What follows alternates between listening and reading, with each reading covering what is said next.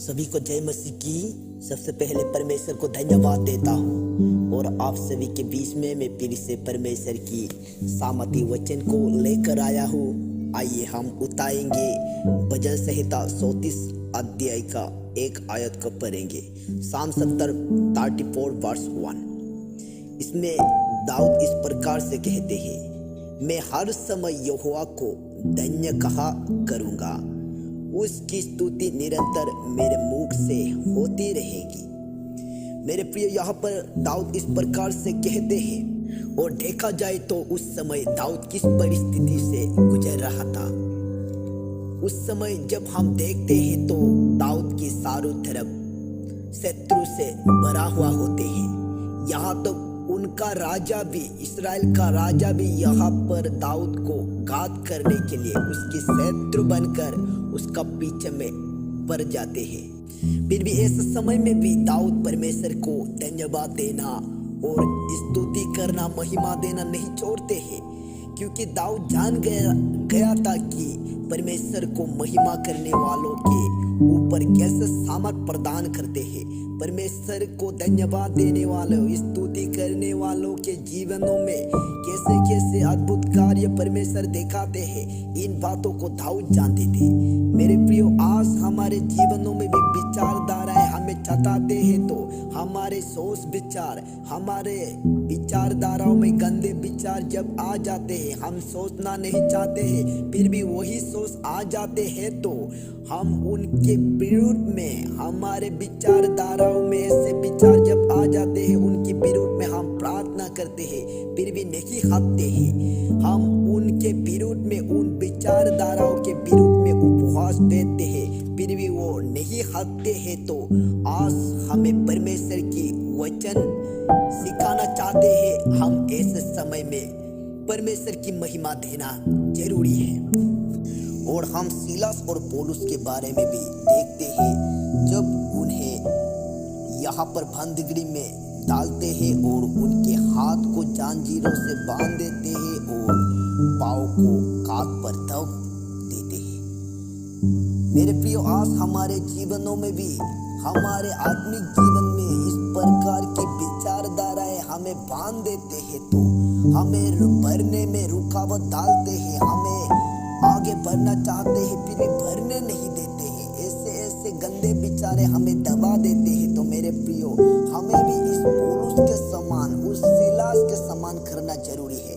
ऐसे परिस्थितियों में भी यहाँ पर पौलुस और सीलास ने यहाँ पर परमेश्वर की महिमा करना नहीं छोड़ते हैं। जब उनके हाथ में जंजीर से बांध दिया और पाँव को यहाँ पर काट में तोड़ दिया, उस समय भी यहाँ पर परमेश्वर की गीतों को वो दोनों गाते हैं। जब गीत गाना शुरू करते हैं, जब परमेश्वर की भजन को गाते हैं, जब परमेश्वर को धन्यवाद देना, जब परमेश्वर को महिमा देना शुरू करते हैं तो यहाँ पर बंदीगृह के नींव हिल जाते हैं, बंदीगृह के सारा द्वार खोल जाते हैं और जंजीरें टूट जाते हैं। मेरे प्रियो, जब उन दोनों ने यहाँ पर परमेश्वर की महिमा देना शुरू किया, परमेश्वर को स्तुति करना शुरू किया, तो यहाँ पर ऐसे बड़ा अद्भुत कार्य होने को देख पाते हैं।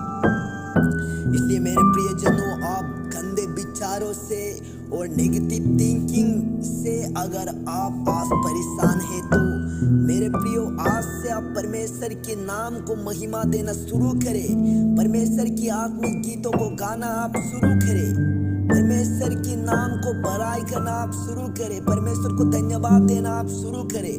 परमेश्वर से कहे, परमेश्वर तू धन्य है, तू सब नामों में उसका नाम है। यीशु मसीह के नाम को उतारना आप शुरू करें। यीशु मसीह के नाम ही सब नामों में उसका नाम है, सब नामों में पवित्र है, अति श्रेष्ठ नाम है।